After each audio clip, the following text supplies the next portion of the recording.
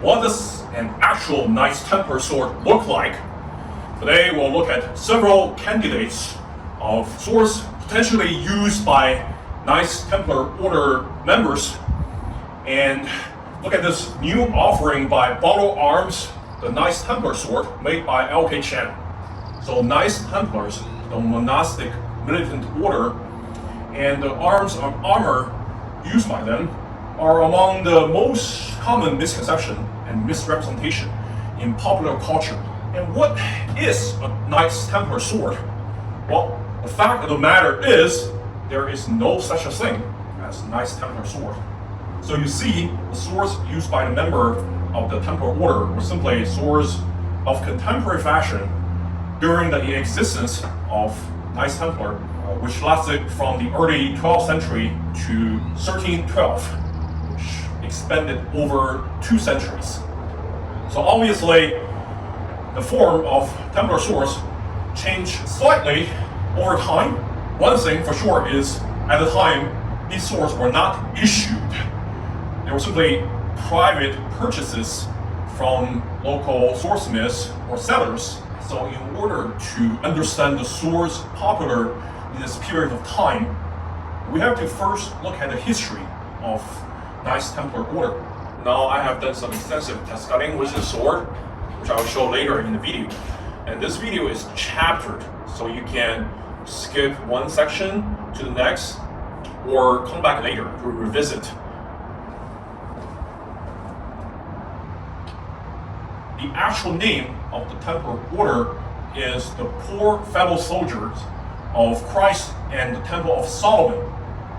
So this is quite a contrast with their elite knights status, as at the beginning, in the year 1119, 9 crusading knights, headed by the French knight Hugh de Payens, lobbied King Baldwin II of the Kingdom of Jerusalem to form a monastic order to protect Christian pilgrims to the holy site of Jerusalem, as they were often preyed upon by bandits and deserters of the Crusades and slaughtered by the number of hundreds at a time.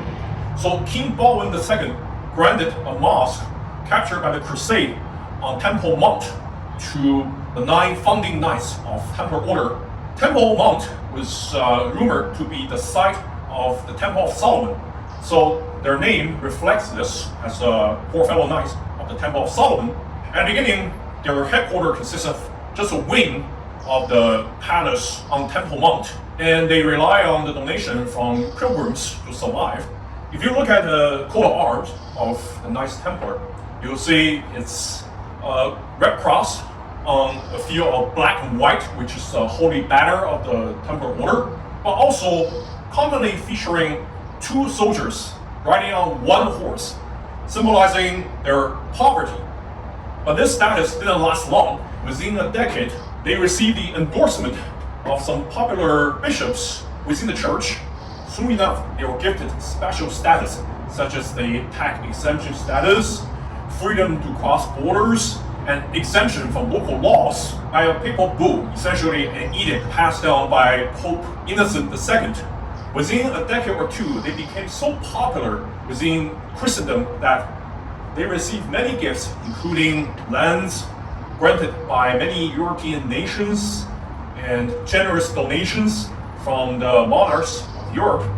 And the number of recruits obviously picked up quickly. To join the Order of Templar, you do not need to be a landed knight. Anyone can serve as a member. However, only people with knightly titles were allowed to be in the mounted cavalry forces. Others were just infantry. As their influence grew, they accumulated wealth across Christendom. Eventually, they were rich enough to allow pilgrims to deposit their riches and goods in one of their branches, and then after they return home, they can withdraw the same amount of wealth from the other branches. So this is essentially the beginning of international banking. And Templar reached the height of their military power in mid to late 12th century. They were most useful as shock cavalries of crusading forces to cover infantries. and won many battles against famous Islamic commanders such as Saladin himself. And they held dozens or even hundreds of fortresses around Europe. But accumulation of their wealth eventually became their downfall. As history entered the 13th century, Templars retreated from one after another of their fortresses and eventually just became more of an international financial institution rather than a military order. Pope Clement V saw the decline of their uses. On top of that, many monarchs in Europe owe large sums of money to them. So in the year 1307, nightfall happened. The King of France, Philip IV, conspired with Pope Clement V to invite the leadership of the Templar order to Paris, but arrested them and tortured them for months to acquire false confessions. Eventually, they were branded heretics.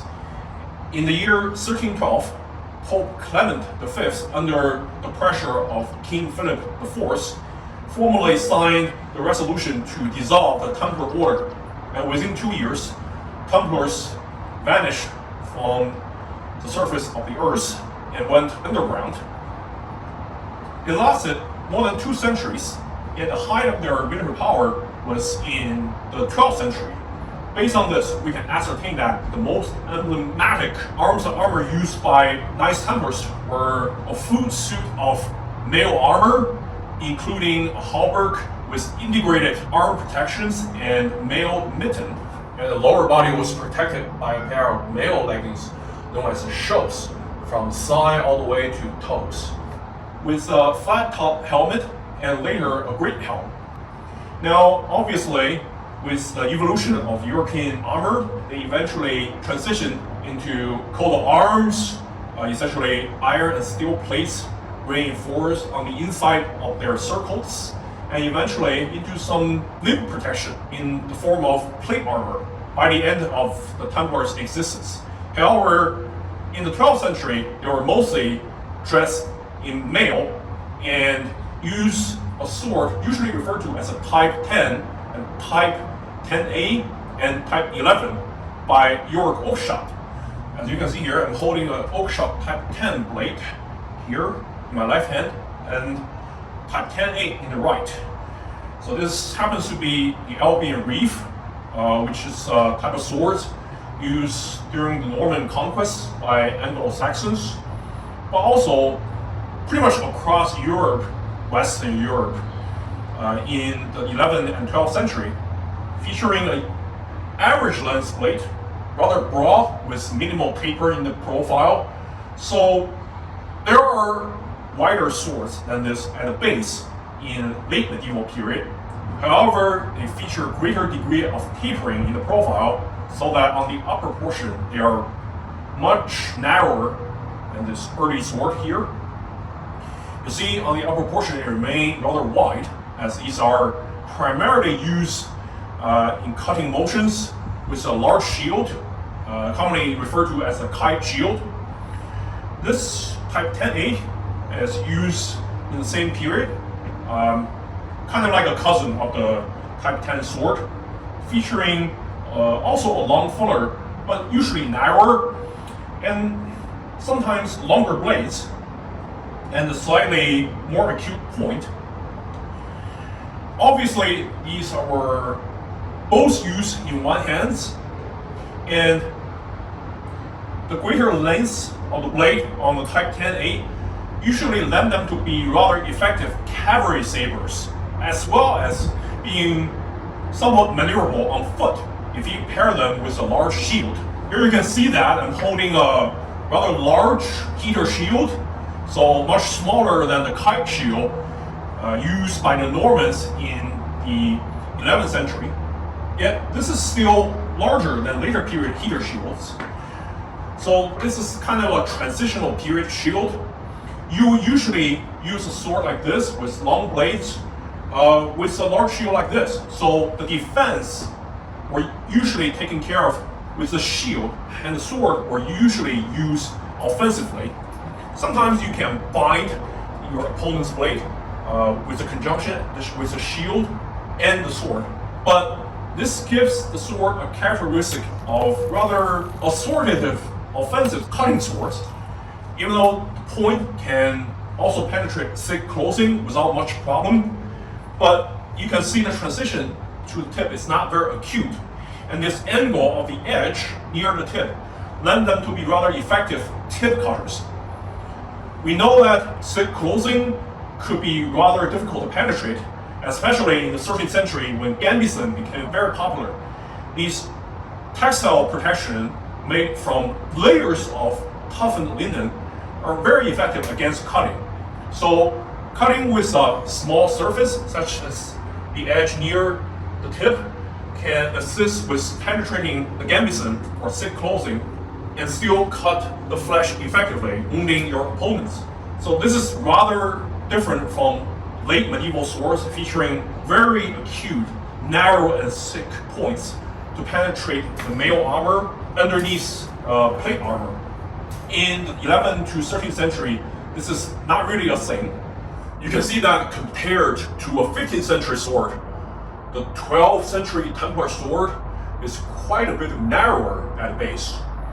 But without much profile taper, it retains a lot of that width near the tip to be still much broader than later period swords. Meaning that these earlier swords are geared more towards formidable cutting performance at the foible of the blade, rather than narrow and stiff tips for thrusting. So these cutting-oriented blades are mostly misrepresented by modern reproductions by featuring the wrong cross-section. Now, if you just look at the profile, you're missing a lot of features and details on the blade.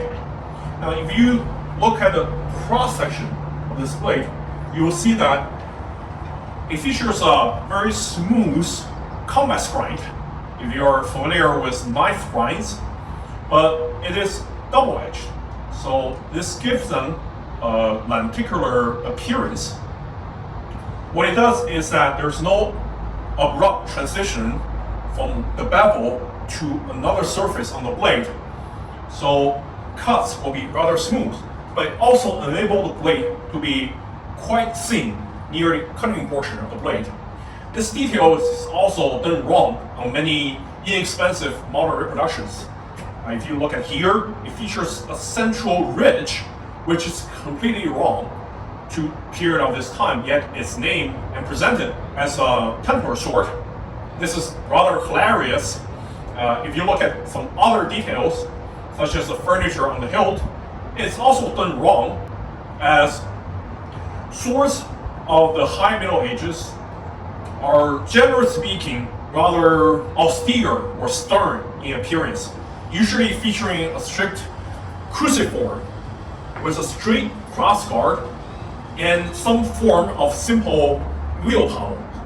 Now, if you look at the L.K. Chen Balaur Arms rendition of the Knight Templar sword, it weighs exactly 2.5 pounds and a 35-inch blade, which is rather long. You can probably call it a long sword, not to be confused with long swords in later periods, which usually means a sword of a long blade, but also featuring a long hilt for double-handed usage. Now, swords at this time are strictly one-handed implements, as they have to be paired with shields, because even though you can clad from head to toe with mail armor, they're not exactly that protective to keep you from harm if you forego the shield. So if the shield is a must, in the offhand, the sword has to be one-handed. Now we see this blade is rather long, but it's rather lightweight. It also features a very important trait on authentic swords, that is the distal taper. If you look at the picture of the sword, you obviously see its silhouette, the profile, how it tapers, but there is a detail you cannot acquire from just looking at pictures. That is the tapering, the thinning of the thickness. As we know that swords are different kinds of weapons than axes and maces because they are tip light. Near the tip, it carries much less mass comparing to the base. whereas a mace or an axe carry much more weight at the top. Now you might think that the hilt, such as a pommel and crossguard, provide a lot of counterweight, which is true. However, the blade cannot be a flat bar, meaning that at the base it has to be a lot thicker than the top. Now these high medieval swords tend to be relatively thin at the base and later medieval swords. This one specifically is 5.7 millimeters thick at the base, and it features a gentle distal taper. At the center, it's down to 4 millimeters, and past the fuller, which is about 80% of the blade's length, is down to 2 millimeters. 2 inches from the tip, it's at 1.5 millimeters. You can see that near the tip is only less than a third of the base thickness. This ensures that the blade is rather nimble because on the upper portion it carries so much less weight. And also that even though it's still pretty broad, it still loses some of the width. So at the tip, the blade carries only 1/6 of the material comparing to the base. You can use it as a natural extension of your arm without any problem.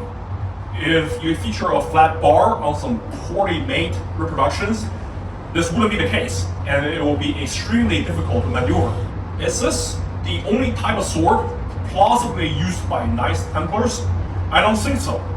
Here in my left hand, I hold a sword with very long blade, usually referred to by your Oakeshott as Type 11 sword.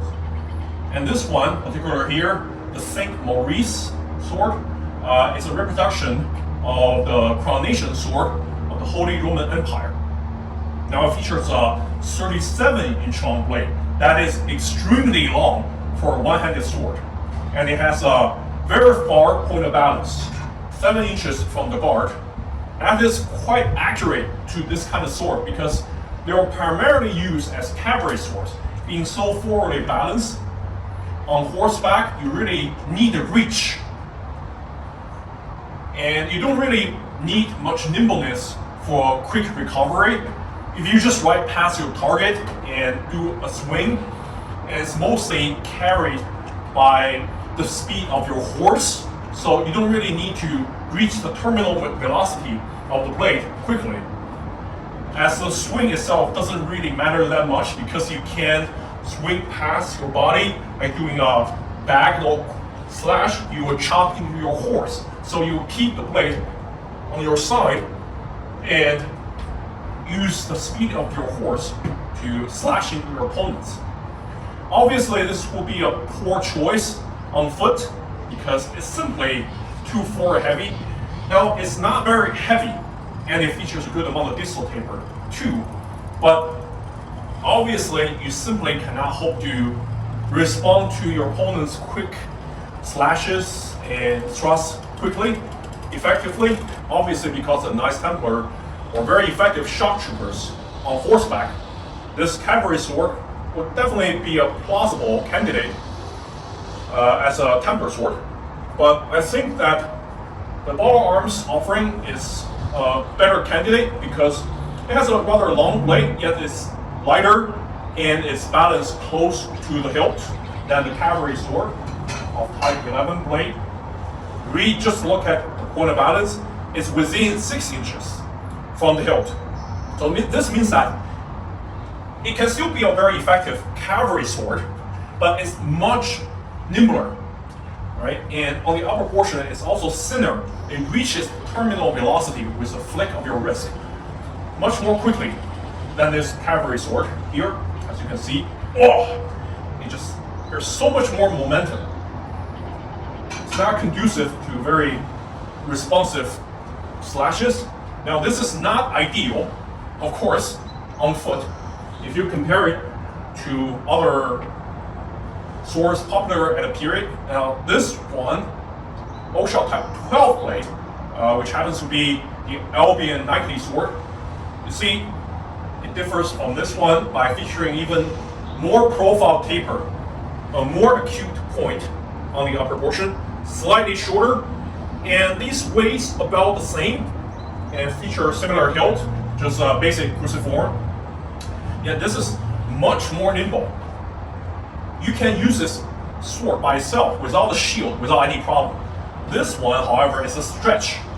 I would say that this Albion knightly sword is a good candidate for a foot soldier in the 13th century. And this one would definitely be a good choice for a ranking member of the Templar Order in the 12th century, which usually sees cavalry actions, but also had to fight on foot from time to time with a large shield. Now this sword paired with a shield, by the way, this one's commissioned from medieval UA shop, painted to my specification with nice Templar coat of arms, good representation of a shield potentially used by Knight Templar. This sword paired with a shield is definitely at home, doing all the actions. So you have the shield covering your hand and your body. It also offers good protection from arrows and bolts, even javelins. The defense is taken care of by the shield, while the sword is mostly used to dish out cuts and thrusts. Now we have established that this Balaur Arms Knights Templar sword is a good representation, probably the best on the current reproduction market under $800. Obviously, you can get pretty good representations from Albion swords, but also the makers like Chen, who are specialized in making lively handling characteristics on swords. But those will cost usually over $1,000. This one, it's just priced at $450, offers amazing values, featuring completely correct cross-section, but beautifully ground lenticular cross-section with very flat and even satin finish on the surface. Excellent distal taper to ensure its maneuverability and faithfulness to originals. If you look at your Oakeshott's records of the medieval sword, you see many Type Xa swords dated to the first half of the 12th century, featuring this very iconic cruciform hilt and a rather long blade, usually between 33 and 35 inches of blade length. Now this Balaur Arms Templar sword features a Type Xa pommel, which is an earlier type of wheel pommel with some dome surfaces.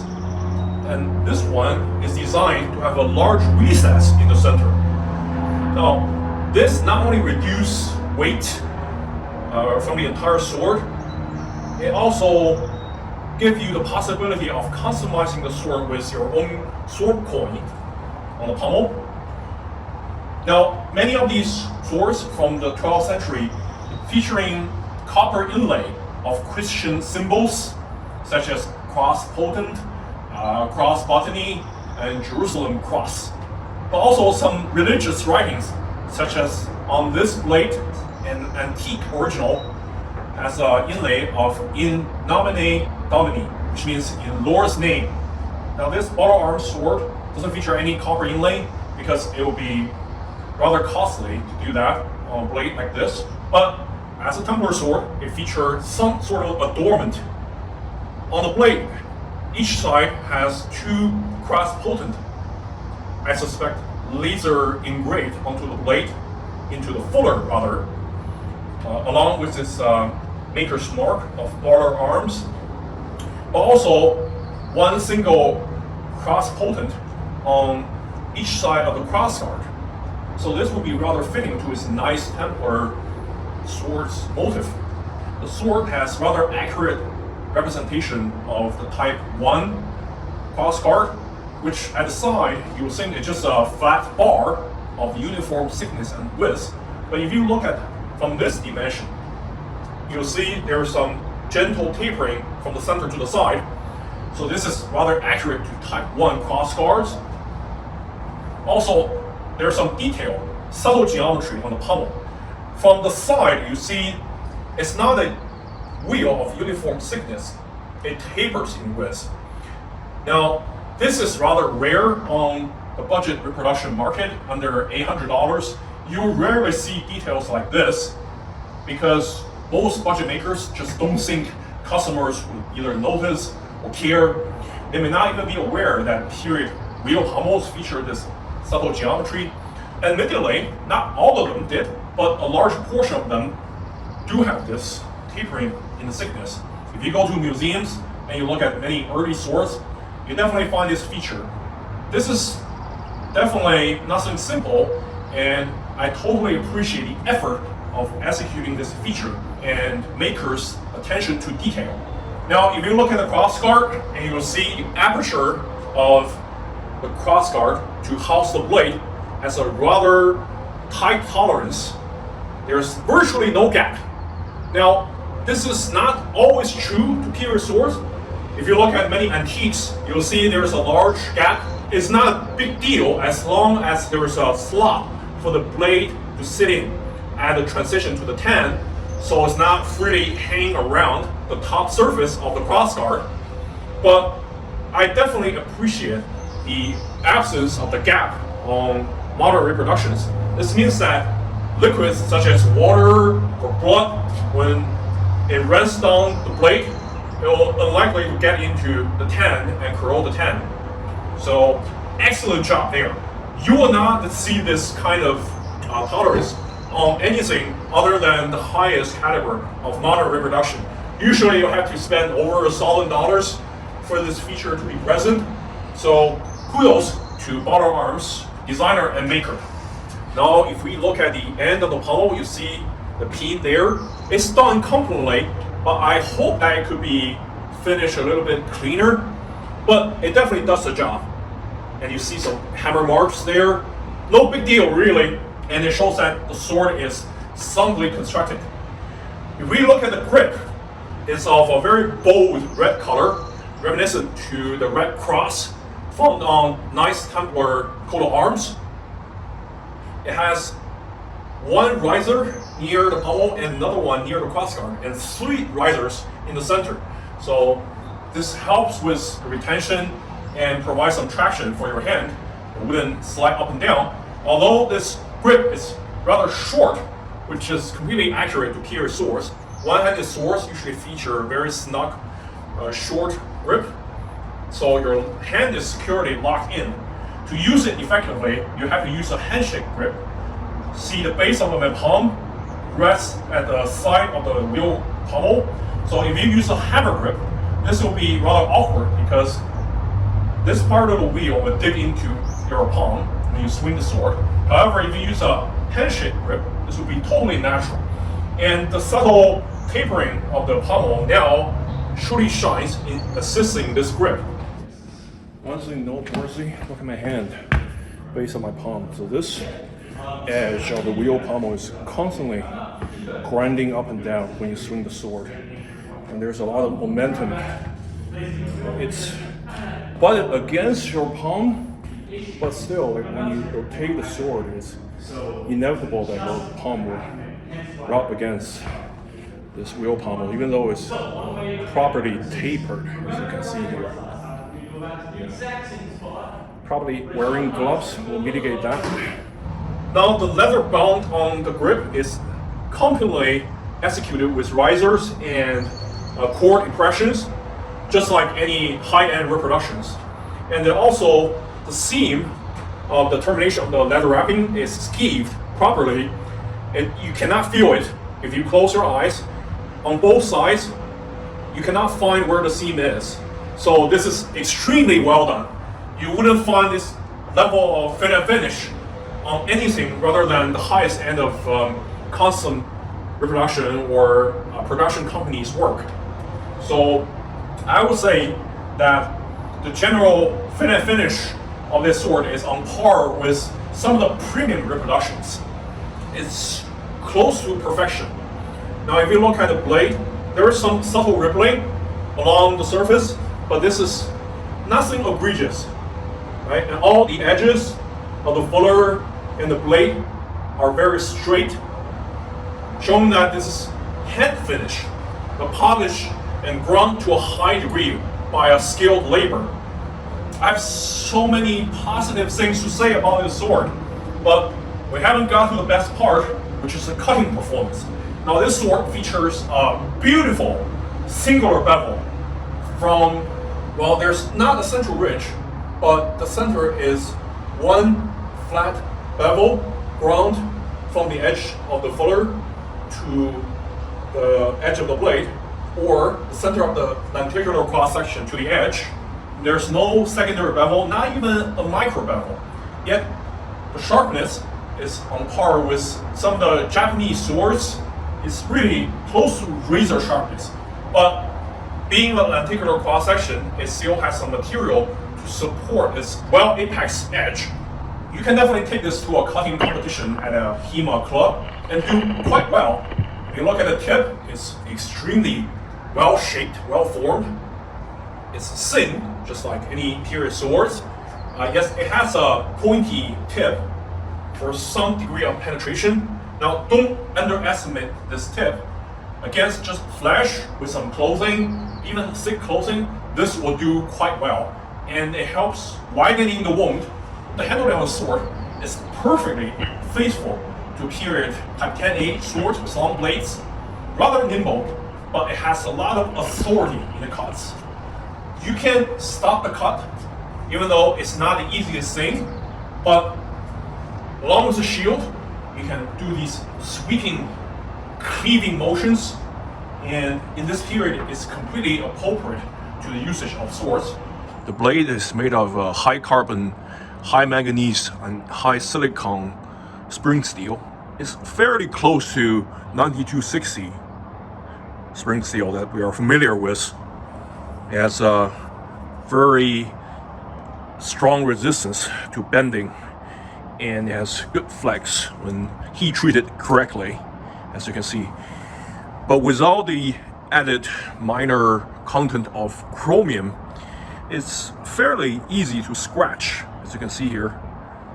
It's very prone to these tiny little scratches when you cut different targets.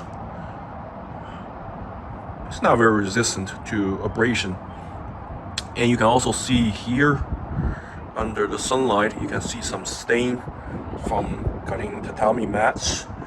I actually kept wiping it out, the debris, and keep oiling it during my cutting session, but I left there for about 5 minutes without oiling it, and you can already see the stain. Otherwise, the edge retention is rather admirable. There's no dulling at all. It's still razor sharp as it was out of the box. So it was a good steel choice for sure. I just want you to listen to the harmonic ringtone this blade makes when you knock on it. A solid evidence of expert heat treatment and some hilt construction.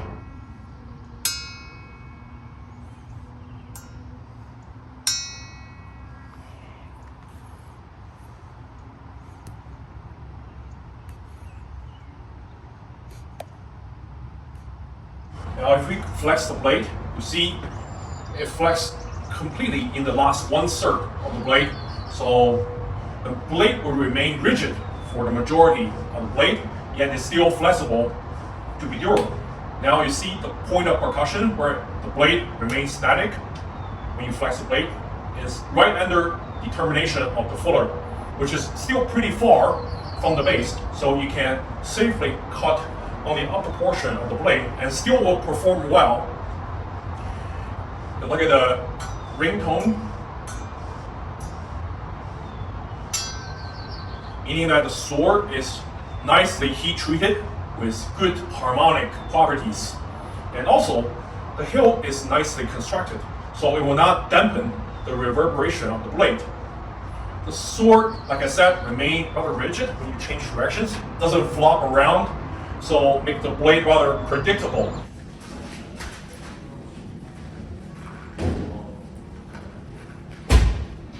There we go. Balaur Arms Knights Templar, Type Xa sword. Wow!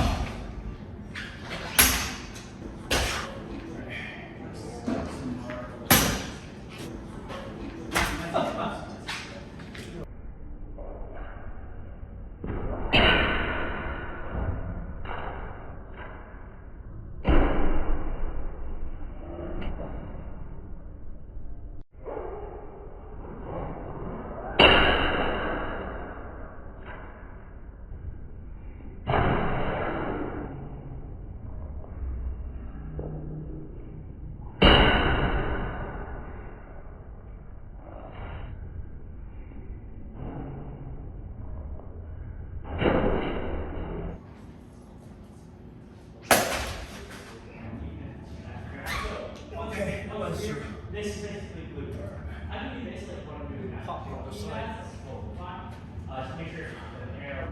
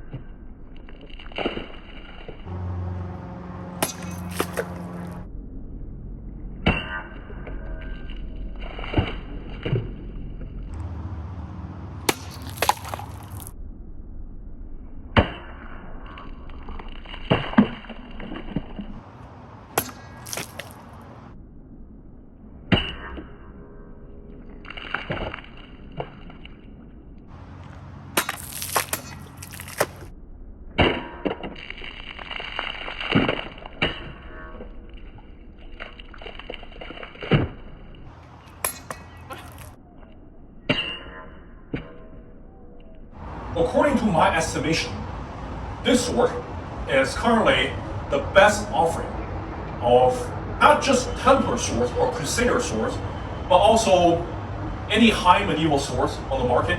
It's got all the right check boxes. The appropriate lenticular cross-section, beautiful distal taper, ensuring the correct mass distribution, leading to very authentic feeling handling, nimble yet authoritative, well-formed tip and nicely executed fullers, terminating to the exact same spot on both sides. The hilt is completely proper to swords of this period. It features many subtle geometries on different components. The grip is well done. The adornments on the blade and the fittings are rather appropriately austere yet religious. On top of that, it also features this extremely well done scabbard. You can see it features a bold red leather wrapping over the wooden core. It has a rain flap of a Jerusalem cross on the rain flap. On the back, you see a very nice, even seam with nice stitching. Features a rather austere-looking shape. Does the job, yet it has a cross adornment, really appropriate for the Knights Templar scene. The sheathing of the sword, despite the long blade, is rather smooth and joint. Very nice. Has a nice ring tone, which I totally enjoy in sheathing on this blade. So overall, the package is extremely well done with exceptional value proposition. You simply cannot find this level of quality on any offering under $1,000 in price tag. So do yourself a favor, head to Kult and pick up one of these Balaur Arms Knights Templar sword. If you are a fan of Templar and Crusade, if you enjoyed this review, please like and subscribe.